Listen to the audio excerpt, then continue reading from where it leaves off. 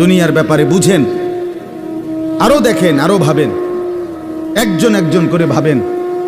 দুনিয়া আরো যদি সাজান, খোদার কসম ক্ষণিকের ক্ষণিকের ক্ষণিকের অল্প সময়ের দুনিয়া চমৎকার সাজাইয়াও তৃপ্ত হইতে পারবেন না, তৃপ্ত হইতে পারেন। এবছর চমৎকার রং দিছেন বিল্ডিংয়ে, 2 বছরের মাথাত বিভিন্ন খান দিয়া চামড়া উঠা এটা আবার যেই সেই, ঠিক কিনা বলেন? তা আবার রং দাও। এই সোফা চমৎকার বানাইছিল, ওই যে বার্নিশ নাই, দেখেন এই যে সোফা, এটা এই যে দেখেন, কথা বলেন না, এই সোফা এটার মধ্যে আসেনি অন বার্নিশ, তো এটা আবার কি করতে হইব? তো লাভ হইল কই? দুনিয়া তো ধোকা, দুনিয়া ধোকা। এই সৌন্দর্যময় চেহারা নারী 30 বছরের ব্যবধানে উনি বুড়ি, আর কেউ ফিররা এদিকে ফিরা সেফও হালায় না।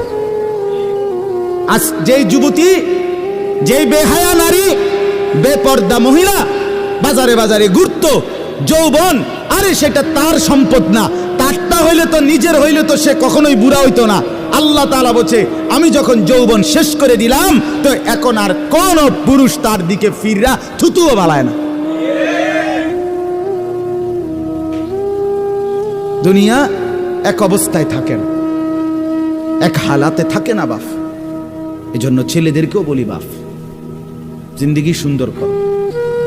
তোমার এই হাসি থাকবে, তোমার এই সুস্থ সুন্দর সুঠাম দেহ থাকবে। আন্তরিকতা নিয়ে শুনলে, নিজের ভিতরে নেক মানসিকতা যদি থাকে, গ্রহণ করার মানসিকতা, তাহলে অল্প কথা তো ফায়দা হয়। আর গ্রহণ করার মানসিকতা না থাকলেও 50 বছর শুনলেও গুনার অভ্যাস ছুটে না। দেখেন না, 70 বছরের বুড়া মানুষ চা দোকানে টেলিভিশন দেখে, তাহলে এত বড় বুড়ো মানুষ, মুরব্বী, উনি এখনো যদি বিড়ি খায়, সিগারেট খায়, এখনো যদি চা দোকানে টেলিভিশন দেখে, তো ওনার এই মন্দ অভ্যাস, বদ অভ্যাস কত বছর পরে ছুটবে? উনি আরো কয়শো বছর বাঁচলে গিয়া বুঝবে এটা গুনাহ। আর ওনার আর মেয়াদ আছে কি? এই জন্য বললাম, আপনি খবর নিলে দেখবেন 30 বছর মসজিদে আসা যাওয়া করে ঠিকই, কিন্তু যথাযথ আন্তরিকতা, দিলের মধ্যে আখেরাতের কোনো মানসিকতাই নাই। নিজেকে বদলানো